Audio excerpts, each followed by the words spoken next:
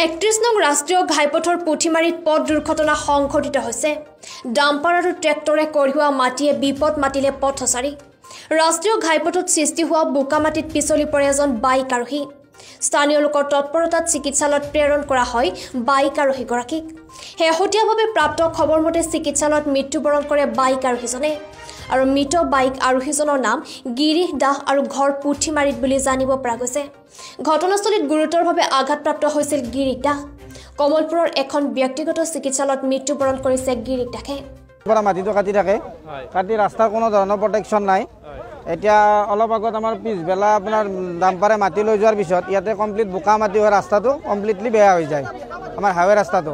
তাৰ ফলত কি আমাৰ বজাৰ কৰি মানে যিটো বাইক আৰু হওক বা বেলেগ হওক বহুত কেইজন ইয়াতে মানে বাগৰি বাগৰি পৰি আছে।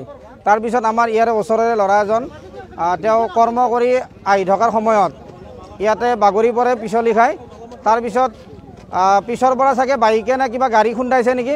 এতিয়া কমপ্লিটলি চিৰিয়াছ কণ্ডিশ্যনত তেখেতক হস্পিটেলত ভৰ্তি কৰা হৈছে যদিও মানে আমি খবৰ পোৱা মতে এতিয়া তেওঁ মানে অলৰেডি এক্সপায়াৰ বুলি জনোৱা হৈছে।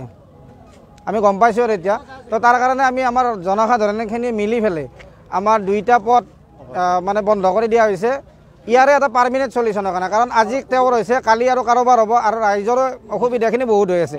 তেখেতসকলে আমি যিসকল ডাম্পাৰ মানে কি মালিকে ইয়াত বেপাৰ কৰি আছে বা ব্যৱসায়ৰ ক্ষেত্ৰত কৰি আছে, তেখেতত আমাৰ ক'ব লগা একো নাই বিশেষভাৱে। কিন্তু কথাটো হৈছে কি ৰাস্তা যাতে মানে বেয়া নহয়, ধূলি যাতে অসুবিধা, পাব্লিকৰ যাতে অসুবিধা নহয়, আমাৰ সেইখিনি দাবী।